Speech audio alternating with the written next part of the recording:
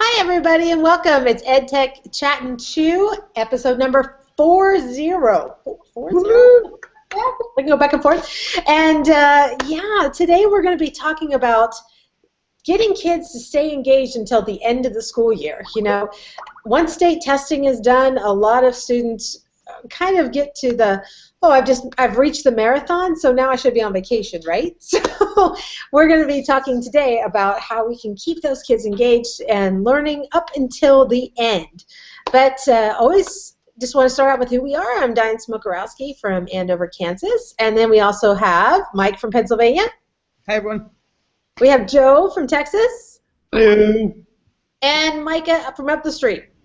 Hi, guys. All right, Mike, I'm going to hand it over to you first. What are some things that you do to keep kids engaged till the end?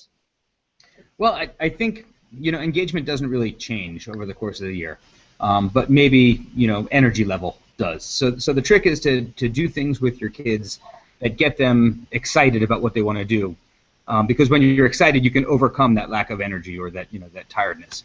And I think we all feel that as teachers too, right? Going in and teaching out of the textbook, it's hard to get out of bed in the morning. But when you're doing something really awesome with your class, you can't wait to get there. So the key is to find activities that are really awesome for kids to engage in. And, that's why I'm a big believer in project-based learning, throughout the year. But especially after, when you need that little bit of extra, motivation at the end of the school year, coming up with a project that kids are really passionate about is a great way to keep them engaged. So right now, we've got a lot of gardening activities going on. We're doing a farm-to-table project in our school. I actually just got off a Skype call this morning with a teaching farm in Kenya, and they were great. They took our kindergarten kids around and showed them all the different plants and animals, and we learned what a guinea fowl was, which our kindergarten kids had never seen before. We saw some baby guinea fowl, and took us around the pigs, whatever. But now our kids have been growing in recycled milk carton containers. They started vegetables from seed. And now it's time for us to go and transplant them outside. And so that Skype call was a, kind of a kickoff for us to go and do that outside. And when those kids get their hands in the dirt and when they're working and doing actual gardening and when they're, making the school gardens look better, they're going to be engaged and excited to come to school. So, you make it hands-on, you give them something that they're passionate about, and then, you let them go save the world. That's genius, absolutely. And keeping those kids engaged really is about keeping them curious about what's coming next, I guess is a good way to just describe that. And our good buddy Joe, you have a few things that keep kids guessing. What'd you bring with you today? I brought lots of toys to share because today I'm like Carrot Head. I'm going to have my box of goodies. And and so one thing, one of my colleagues here at TCA, Jared, he's our makerspace kind of guy. And he shows, and so every time I go to his sessions, I always walk out super excited. And I just want to share something real quick. Something he created for me, but I could see kids being excited about creating their own stuff. He created this one charger for my Pebble watch, so I can just plug it in and stick it to the wall, and it charges my. But it's something that kids could find online, and they could be inspired to create other stuff, right? But let me show you something that's kind of cool that he created. But I saw applications for social studies, right? He created this pinhole camera. And like in the olden times, you see the pictures, the history pictures, you see the people are never smiling. And you're like, why do they, so this could be something that could be done in the classroom where you could take pictures of the kids and try to keep a smile for 30 seconds, you know what I'm saying? And so this is how the olden days, and so this camera actually uses real film. I mean, I don't know if you can tell, but it's like an old school pinhole, so you can print it out yourself. And it can be fun for teachers too, not just the kids, right? To print out stuff like this. And then I just wanted to share this too. It's something I just discovered this week, right? I'm sure you guys are familiar with Raspberry Pi, but where kids can actually create their own computers, and they're gonna be offering Windows 10 on Raspberry Pi. So if the kids actually have a cheap keyboard, cheap mouse, cheap monitor, they can create their own computers with this. This is amazing. So again, I'm excited about coding. So this is another thing. Yeah, Joe. Just for the people that are watching who don't know what a Raspberry Pi is, could you tell them the price point and just give them a little bit of background information on that? Yeah, this is it's actually a little mini computer. It's $35, and it's got all the ports you need to plug it in. It's got the USB, it's got the HDMI, it's got network card, so it's actually a computer. And and it's got different, you can actually load everything, all the operating system and everything on a flash drive, on one of those little SD cards. And so you can have Windows on this one, you can have on another one you can have Linux, or you can have there's multiple languages you can use for programming. Really cool stuff. So you can also plug it into Lego robots and animate those robots. And then I got still going back to printing, right? Going back to printing like this camera or this thing. But you can also print out cool cases for your little computer, right? If your campus has access to printing, it's pretty cool. But if you don't, there's an app, by the way. Have you guys heard of Blockify? So Blockify is a cool app that you can actually download on iOS devices, and you can actually draw things in 3D that could be printed out. So if there's a little bit extra money in the campus, you can have kids create their own 3D environments, historical environments, or something scientific, and then they can, of course, with it's not that cheap, but I mean, you could print it out. And so I sent the link to the app to my son, and within seconds he printed out something. I mean, he sent me a 3D project that I printed out for him, and he was so happy because I was like, he saw it go from the planning stage to like actual real, like something tangible. Anyway, those are my 2 cents. Yeah. So, I'm excited to go and be in Joe's class now for the rest of the year. So I want to go hang out with Joe and make stuff. Yay. Think about it. It's hands-on, like we mentioned already in the garden project. But the kids are creating and innovating and researching. It's kind of like Genius Hour with 3D modeling and computer programming. Let me share one more thing before I forget. Sure. And the Arduino, right? Arduino is kind of similar to this, right? I saw a video this past week where they had one for young ladies, right? It's a little chip that you can put behind your hair, and it ties into hair strands. So if the girls are like taking a selfie, they can just touch their hair and take a selfie, right? Or they touch their hair, right? Takes their hair, or they have their phone on the table, and they're like, wait a minute, I need to record this conversation. So they can just touch their hair, and it starts recording the conversation. Oh, it's like 007 kind of stuff. Yeah, like I was going to say, I think the NSA has been using that technology for a while now. Well, now it's available to teenagers. Available to us, right? Perfect, right? That's amazing. Oh, Joe, those are all so cool. Micah, I know you've got just a few minutes. What do you have to share today? Well, going back to what Mike said, engagement shouldn't really change throughout the year, but your excitement and your energy, it can go down a little bit. Can you guys hear me? You're frozen. Oh, we lost. We're good. We're good. Okay. Yep. Okay. So I always like to keep my kids moving and anything that has to do with creating. So going back to creating and making things, hands-on goodies. 2 of my favorite activities I'm going to talk about today. My first one is stop-motion videos. I loved getting the local pizza place to donate white pizza boxes. Okay, there's your background, and then I let the kids use whatever they wanted, pipe cleaners, Legos, basically anything we had in our room, and they made whatever story they wanted with stop motion. And so they were the producers, the creators.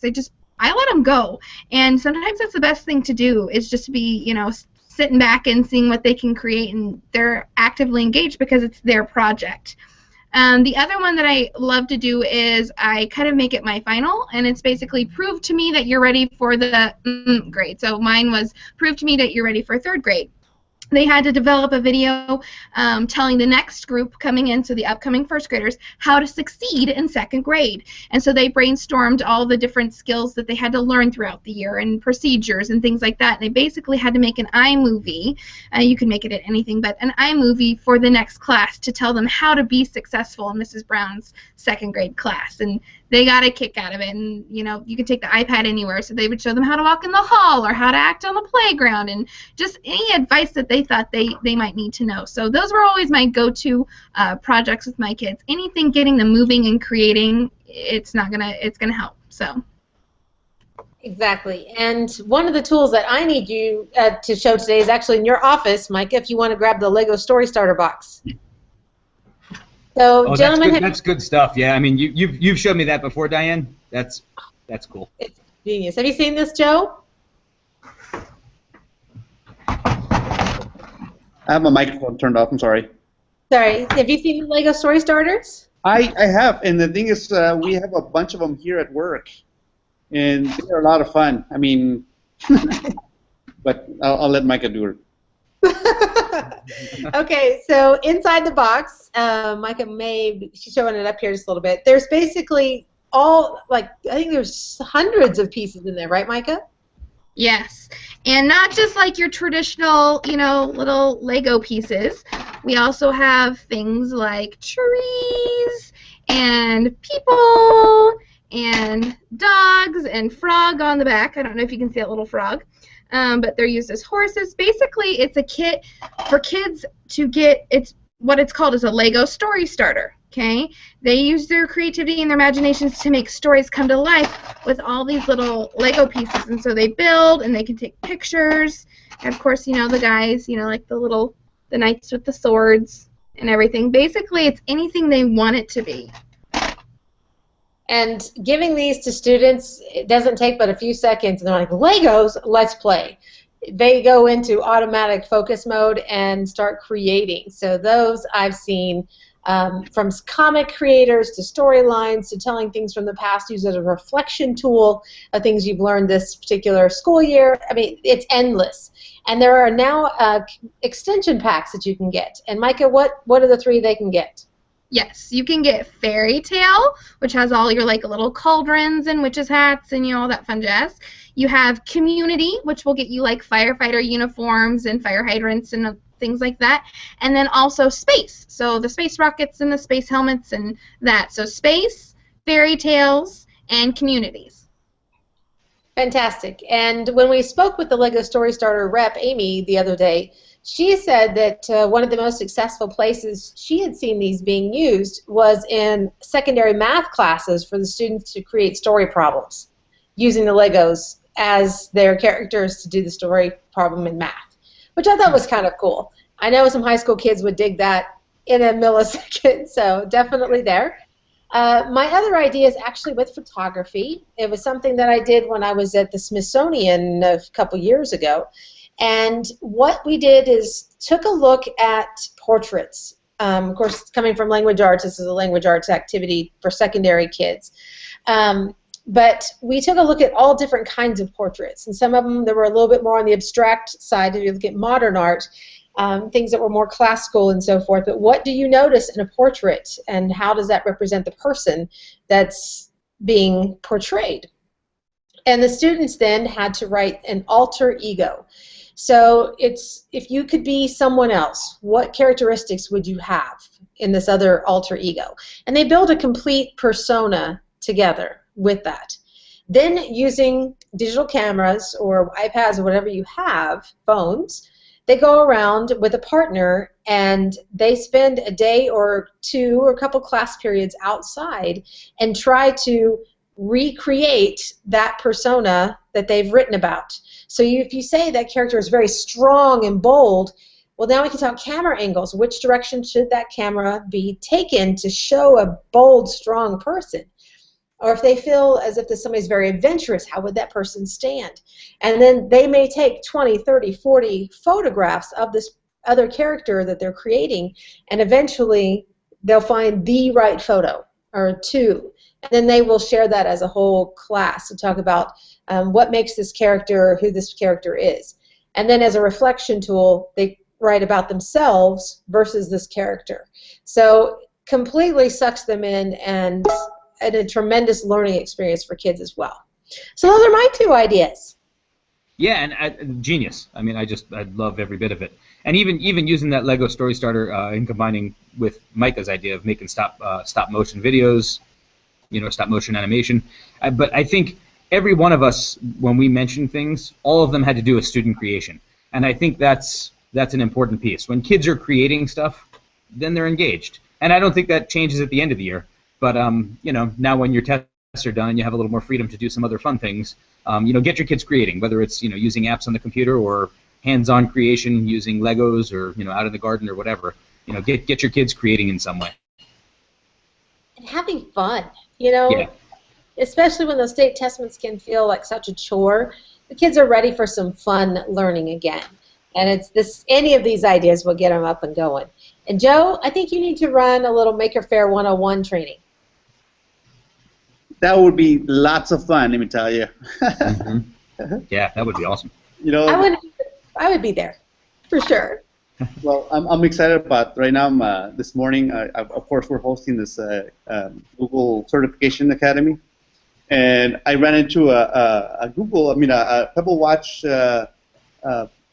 watch designer, right? One of those space designers, and for free, right now. Instead of paying attention, I'm all playing and creating my own watch face.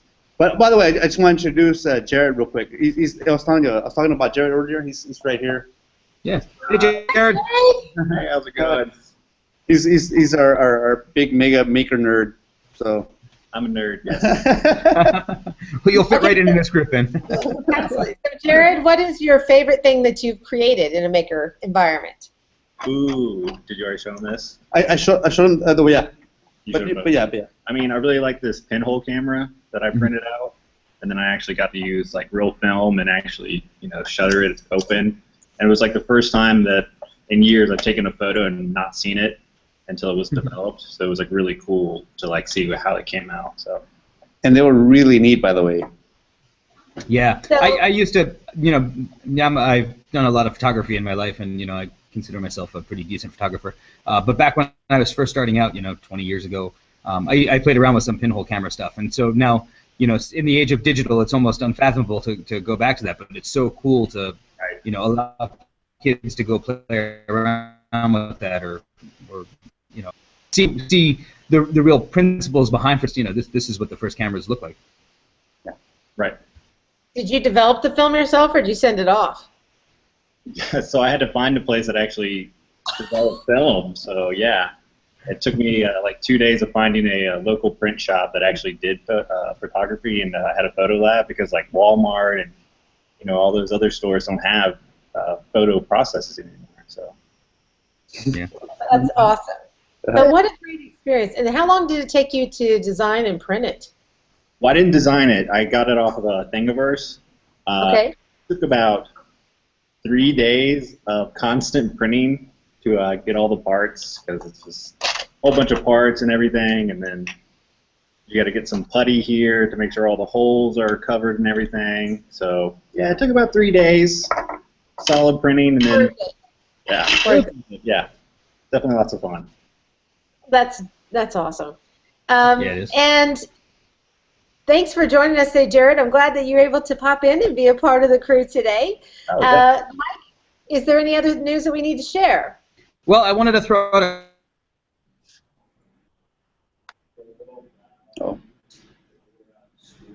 Might be losing him. I can tell you what. No, is he coming back?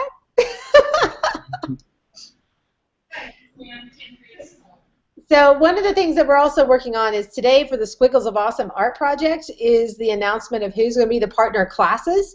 So I'll be posting that on that webpage, which is Squiggles15 at Squiggles15.weebly.com, and we have a lot of Canadian classrooms that are going to be linking up with American classrooms. So it's truly kind of an awesome experience for kids to create artwork and exchange. We even have a class from China. 150 students from China are jumping into this project. And we're excited about having them come and be a part of that as well. Mike, did we find you? Oh, I don't think we did, friends. But we're going to call it a show for today. We want to thank you for joining us on EdTech Chattin' 2, and we'll see you next time. Bye-bye.